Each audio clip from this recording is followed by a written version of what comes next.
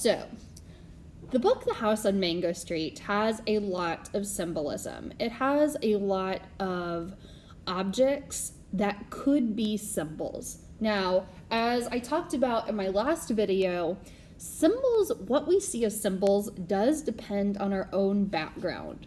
But in this book, there are several things that are either clearly intended to be symbols or that the characters see as symbols. So we're going to have to look at this through the character's eyes, mostly through Esperanza's eyes. So let's walk through this first one, a house. Now, literally, all a house is, it's a building meant for people to live in. It's shelter. And that's it. A house doesn't have to be anything else. But what does a house mean to people? I mean, now to many of us, a house could be a home. It could be a safe place. A haven is another word for that. Hopefully that is what a house is to many of us. Now, let's talk about what it specifically is to Esperanza. So if we look on pages 3 through 5, she starts talking about what a house means to her. She talks about the house she thought they'd get. A real house. On page 4, a real house that would be ours for always, so we wouldn't have to move each year. It talks about we'd have a basement and at least 3 washrooms, so when we took a bath, we wouldn't have to tell everybody. Our house would be white with trees around it, a great big yard and grass growing without a fence. This was the house Papa talked about when he held a lottery ticket, and this was the house Mama dreamed up in the story she told us before we went to bed. So it's like a house to Esperanza can symbolize freedom. She wants a house that belongs to Esperanza's family so they don't have to move every year. And that concept of a house being freedom, that continues throughout the book. Because if we also go to page, let's see, it is very close to the end. It's where she says, a house of my own. So that's on page 108. It's that super short 2-paragraph chapter. Not a flat, not an apartment and back, not a man's house, not a daddy's, a house all my own. Only a house quiet as snow, a space for myself to go, clean as paper before the poem. Also, another word similar to independence. It's freedom, independence, pretty much the same. A space of one's own. Privacy. So it's like space to think. And there's that quote, not a man's house, not a daddy's, a house all my own. So I'm going to put that page number in there because that quote is really a powerful quote.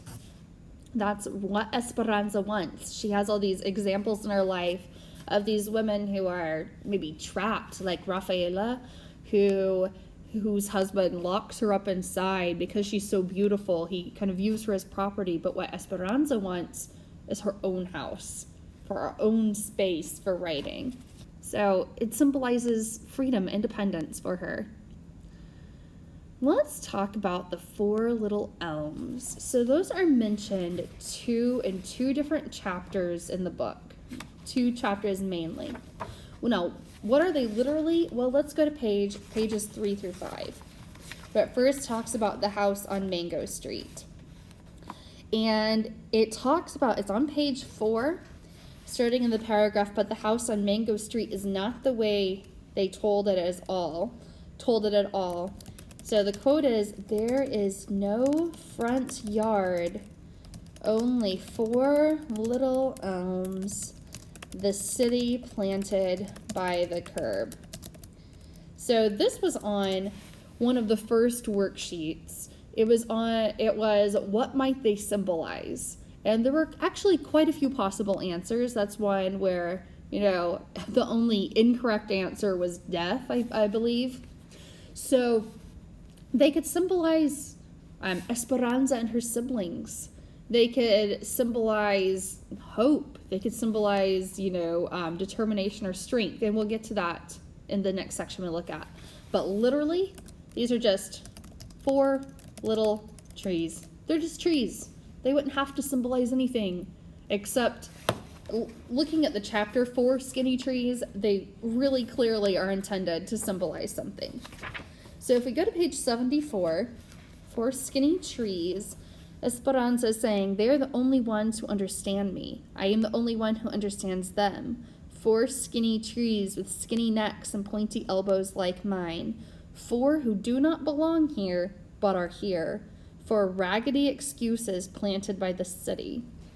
And so she's identifying with these trees. So I'm going to add that up here. Esperanza identifies with these trees. She thinks about them. They're kind of a metaphor or symbol for her. So could represent Esperanza and her siblings. There are also 4 of them. And it could also represent some other things. Let's look at the next paragraph on page 74. Their strength is secret. They send ferocious roots beneath the ground. They grow up and they grow down and grab the earth between their hairy toes and bite the sky with violent teeth and never quit their anger. This is how they keep. So I'm going to say they could represent strength and determination. And we've got that quote. I'm just going to use a very short quote here. This is how they keep.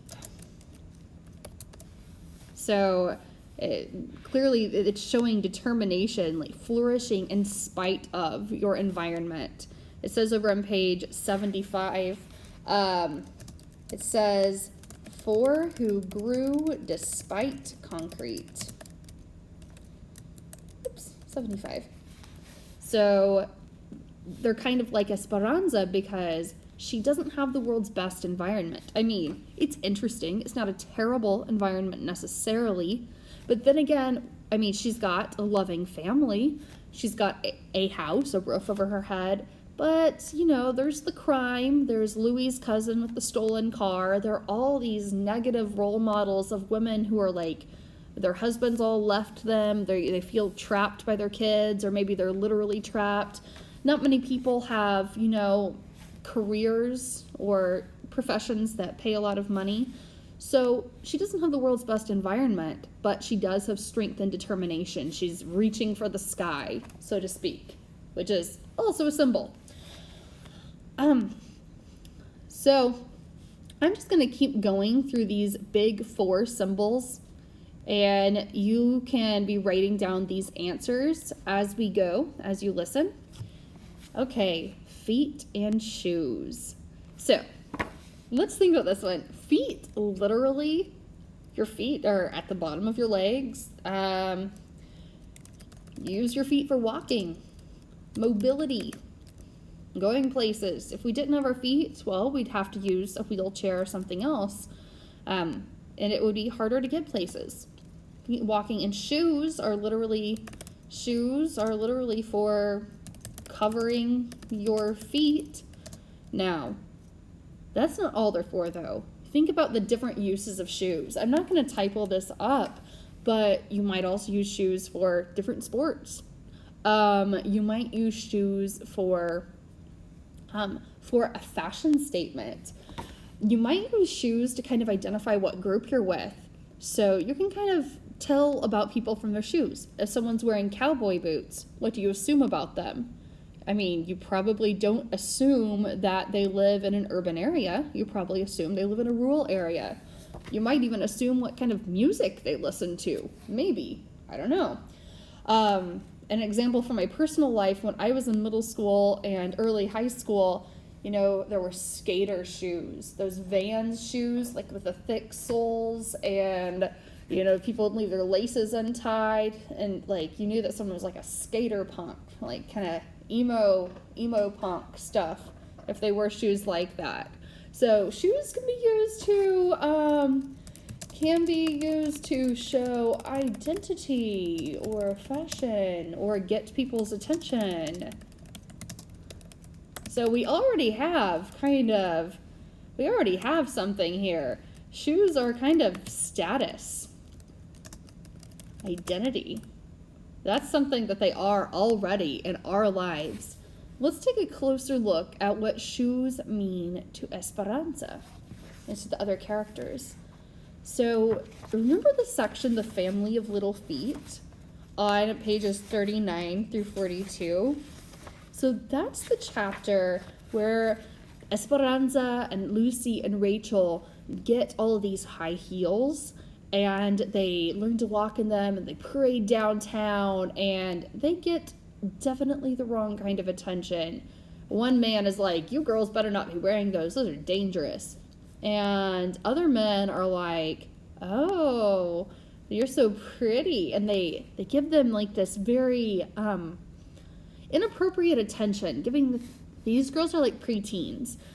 And the bum man is like, give me a kiss, pretty girl.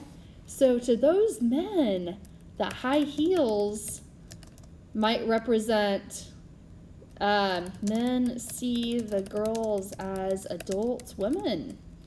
Kind of some like hypersexualization of children. So that kind of thing. So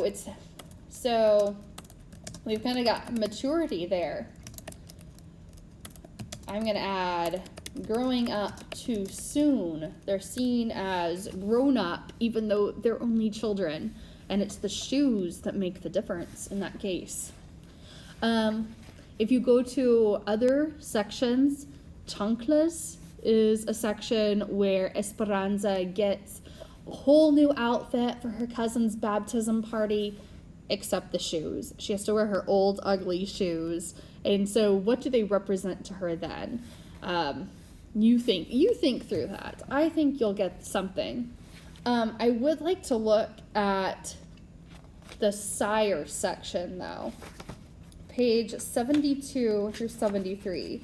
That one is a little more subtle, what it says about shoes and feet.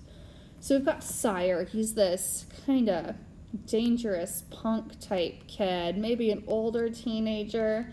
And Esperanza's kind of attracted to him, and she feels pretty